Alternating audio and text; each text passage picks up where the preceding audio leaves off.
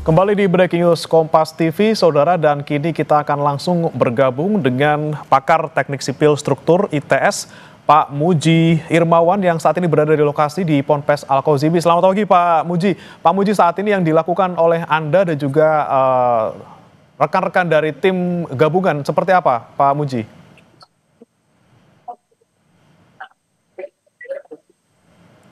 Pak Muji? Pak Muji bisa mendengar suara saya, Pak? Halo, suaranya hilang. Ya, Pak Muji saat ini sudah bisa mendengar, Pak? Ya, sekarang Oke. dengar. Ya. Baik Pak Muji, saat ini yang sudah. sedang Anda lakukan di lokasi bersama dengan tim gabungan, apa Pak yang saat ini menjadi fokus, Pak?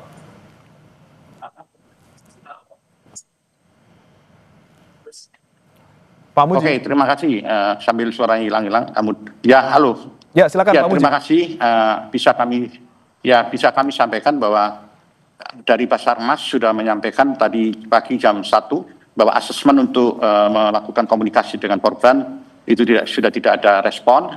Maka jam 1 pagi tadi dinyatakan asesmen bisa dihentikan dan kita tim teknis yang untuk pembongkaran bisa untuk mempersiapkan diri membongkar reruntuhan gedung dengan teknik-teknik tertentu agar korban yang masih ada di bawah tidak menjadi lebih parah lagi korbannya, sehingga nanti ini kami sudah menyiapkan personil, peralatan, gabungan dari TNI Polri, dari kita dari ITS, PU Provinsi, dan PU Kabupaten Sidoarjo juga sudah standby menunggu komando dari Badan Penanggulangan Bencana Daerah untuk melakukan action. Alat-alat sudah siap, kren sudah masuk, dan kita menunggu ke perintah untuk pelaksanaan, dan saya ditunjuk untuk membantu secara teknis metode pembongkaran menjadi keping-keping kecil supaya tidak menjatuhi konstruksi bangunan yang sudah ada.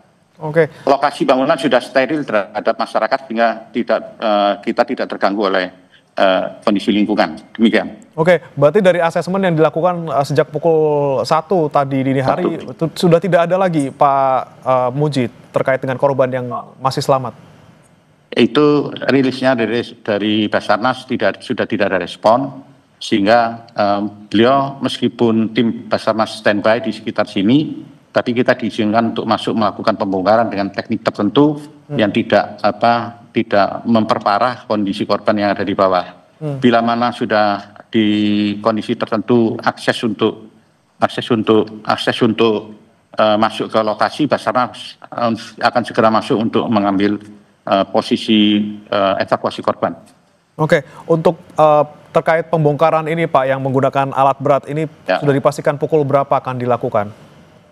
Ya, menunggu komando Pak Badan Penanggulangan Bencana Daerah masih on the way. Kami siap semua personil. Kira-kira kalau kita tunggu 1 jam ya, mungkin 1 jam lagi atau paling tidak jam 11 kita bisa action untuk di lapangan. Oke, berarti untuk teknik evakuasi korban yang menggunakan penggalian parit maupun dengan bawah tanah ini sudah tidak dilakukan lagi sampai saat ini, Pak? Ya, sementara dihentikan, tapi Basarnas tim yang dengan jumlah kelompok tertentu, grup tertentu juga, tapi tetap standby di sekitar lokasi. Begitu kita bisa mendapatkan akses untuk mencapai korban, langsung mereka masuk ke lokasi meskipun pembongkaran belum selesai, sehingga evakuasi untuk korban bisa segera cepat dilakukan. Demikian, dengan memperhatikan kehati-hatian karena bangunan sekitar juga sangat rawan untuk terkena reruntuhan. Baik, kemudian yang disampaikan juga oleh Pak Muji sebelumnya bahwa ada satu bangunan juga yang tersambung dengan lokasi yang runtuh ini. Bagaimana kemudian nanti tekniknya kira-kira Pak Muji untuk bisa membongkar sisa-sisa runtuhan tanpa harus menggunakan ataupun memberikan impact ke bangunan yang lainnya? Ya, metode sederhananya yang mudah dipahami adalah elemen-elemen struktur yang sudah pecah, kita potong kecil-kecil dengan berat maksimum 1 ton, sehingga pengangkatannya itu tidak membentur bangunan yang existing, dan yang masih kondisi reruntuhan yang tidak stabil itu tidak tambah ambles, tambah runtuh ke bawah, sehingga nanti kita harus hati-hati, sampah-sampah kita bersihkan dulu, kemudian kita potongi elemen-elemen struktur yang bisa kita angkat menjadi potongan kecil-kecil dengan berat maksimum 1 ton. Krennya 12 ton, jangkauannya sampai 30-40 meter untuk mencapai ujung sisi barat, sehingga tidak perlu manuver crane terlalu besar. Oke, kemudian untuk yang di sekitarnya Pak, bangunan yang tidak tersambung dengan reruntuhan, ini seperti apa kondisinya kalau dari pantauan Anda sekarang? Apakah perlu ada mitigasi? Jangan sampai kemudian bangunan di sampingnya yang tidak terhubung ini juga bisa terimpact gitu Pak? Aman, tetap aman. Ya, harus dibuat tetap aman.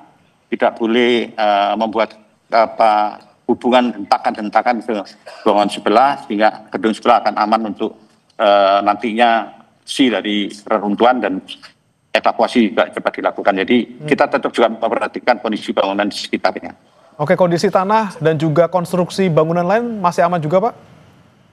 Untuk sementara kondisi tanah masih bagus, fondasi bagus, tapi bangunan sebelah kalau ada benturan atau tarikan dari reruntuhan ini membahayakan, itu kita hindari supaya tidak ada benturan maupun tarikan ke bangunan existing. Nah, mengingat kemarin ada gempa yang terjadi di Sumeneb gitu Pak, yang kemudian getaran juga terasa sampai ke Sidoarjo. Mungkin seberapa besar berdampak pada parahnya runtuhnya bangunan di sana ataupun proses evakuasi nanti?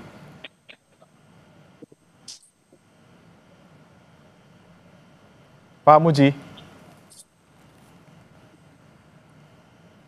Pak Muji?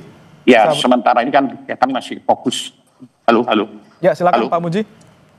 Ya, saya dengar. Halo. Ya. Jadi untuk gempa itu kemarin mesti tetap kita perhatikan, tetapi kami masih fokus untuk evakuasi dan pembongkaran gedung. Nantinya setelah selesai ini kami akan membantu pihak pondok untuk mengevaluasi gedung-gedung existing pasca gempa.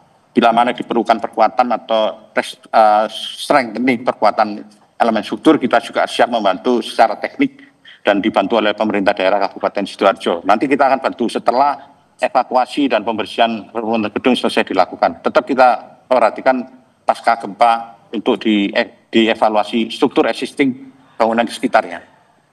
Oke, baik, ini kan untuk yang runtuh ini kan hampir seluruhnya dari lantai 1 sampai lantai 3 dan juga 4 ya Pak ya, sampai lantai 4. Ya. Ini kan cukup luas yang terdampak.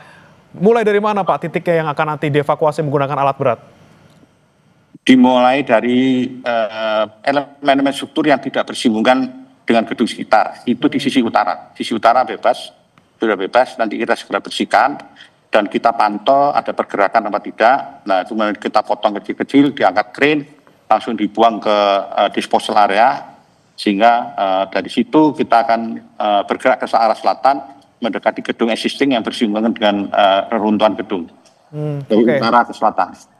Oke, dimulai dari utara ke selatan, dari yang tidak tersambung ke bangunan lain. Tapi kami pastikan kembali Pak Muji, dari informasi yang Anda dapat di lapangan, kalau kemarin kan BNPB bilang sampai dengan malam gitu, ada 59 yang masih tertimbun. Kalau dari informasi Anda sendiri masih segitu Pak? Oh, kalau saya tidak melakukan evaluasi tentang jumlah korban, itu kewenangan Basarnas karena beliau mempunyai alat untuk mendeteksi alat sonarnya, posisi-posisi korban, responsif atau tidak responsif, itu kewenangan dari Basarnas. Kami tidak tahu jumlah korban, tetapi kita segera melakukan pembongkaran untuk bisa membuat akses ke lokasi korban berada yang ada di lantai dasar. Oke, baik Pak Muji, terkait dengan konstruksi Ponpes Al-Kozini ini tadi ada sebutkan di program sebelumnya bahwa ada masalah di sambungan antara lantai. Ini apa yang kemudian bisa membuat Anda menyimpulkan seperti itu? Apakah melihat puing-puing yang saat ini sudah runtuh? Ya, kami sudah memeriksa elemen-elemen struktur yang mengalami kegagalan konstruksi. Itu banyak sekali hubungan balok kolom sudah lepas. Ada foto-foto yang sudah kami ambil. Untuk nanti akan kita pakai sebagai analisa perhitungan struktur, sehingga kita bisa memodelkan model keruntuhan yang terjadi bila mana join-join yang ada itu lepas. Terus ya kita foto-foto nanti kita modelkan dengan program tertentu untuk mendapatkan informasi. Ya, kalau kita sambungannya kurang baik, dampaknya seperti ini. Contoh-contohnya sudah ada. Itu yang bisa kami sampaikan. Tapi sudah data sudah kami sampaikan dan kita sudah membackup lapor Polda Jatim untuk mengambil sampel-sampel yang ada, memvisualisasikan yang ada, mengambil picture-picture yang ada. Nanti akan kita simulasikan gedung itu yang sudah ambruk nanti menjadi gambar atau image yang 3 dimensi mengenai gedung yang ambruk tadi. Kita akan membuat model itu nanti akan dipakai untuk tim Polda untuk mengevaluasi apakah struktur ini bisa dipakai untuk pembelajaran berikutnya. Demikian, Mas. Tapi adakah juga Pak, kemudian faktor memang karena bangunan lantai 1 dan juga fondasi yang kurang kuat sehingga ketika yang di atas ambruk, yang di bawah juga semuanya ikut ambruk. Apakah ada faktor di situ Pak, ketidakkuatan untuk lantai satunya? Kalau fondasi kami nyatakan cukup kuat, tidak ada deformasi. Posisi kolomnya juga tidak menyebabkan fondasinya bergeser, tetapi kolomnya yang ambruk, kolomnya yang hubungan balok kolomnya lepas sehingga kolomnya patah, rubuh, ditimpa balok-balok di atasnya, distimulus, di-trigger, distimulus oleh beban-beban yang lantai 2, 3, dan 4. Jadi tetap kita sampaikan itu fondasinya masih cukup baik, tapi elemen strukturnya yang joinnya kurang bagus. Ada semua bukti-bukti yang kita sudah kumpulkan. Oke, joinnya yang kemudian menjadi masalah utama dari ambruknya ini. Baik, kemudian Pak Muji, terkait dengan kehati-hatian yang harus dilakukan oleh tim gabungan nanti ketika alat berat gitu diturunkan, apa saja yang perlu diperhatikan lagi-lagi ini terkait dengan keamanan bangunan yang di sekitar yang tidak ataupun yang tidak terdampak, tidak runtuh seperti itu? Ya, kondisi reruntuhan memang sudah runtuh tapi tidak stabil dan kemungkinan besar akan bergerak turun lagi dan ini dapat memperparah kondisi korban sehingga nanti juga akan sulit untuk diakses. Oke. Kemudian Pak Muji, dari yang Anda temukan juga di lapangan, apakah memang pesantren ini awalnya pas didirikan ini memiliki izin mendirikan bangunan atau IMB? Nah, itu belum kami gali masalah perizinan, itu bisa ditanyakan langsung ke pemerintah daerah Kabupaten Sidoarjo, ke Dinas PU Cipta Karya, Tata Ruang, itu bisa dikonfirmasi. Saya belum sampai ke sana.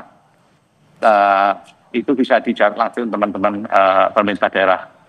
Tapi kami fokus di pembongkaran ini supaya evakuasi korban bisa segera sisa korban bisa segera dievakuasi. Oke. Kemudian dari pengamatan yang Anda lakukan mungkin beberapa hari terakhir ini, adakah faktor lainnya misalnya konstruksi bahan bangunan yang misalnya bahan bangunan yang digunakan ataupun mungkin karena usianya atau mungkin beban yang besar gitu Pak ketika ada kejadian? Ya, semua unsur itu menjadi perhatian kita. Lapor pun kita bantu untuk mengambil benda-benda uji yang akan kita evaluasi nantinya, baik untuk mutu beton, dimensi beton, mutu tulangan, jumlah tulangan, sedang kita ambil untuk sebagai barang bukti. Nanti akan kita rangkai menjadi suatu sistem struktur yang menjadi seperti kondisi existing. Jadi memang faktor-faktor itu menjadi perhatian kita, termasuk beban-beban yang bekerja untuk fasilitas umum sekolahan, beban sekolahan itu kan ada murid berkumpul, tidak ada murid, itu kan distribusi bebannya akan berbeda.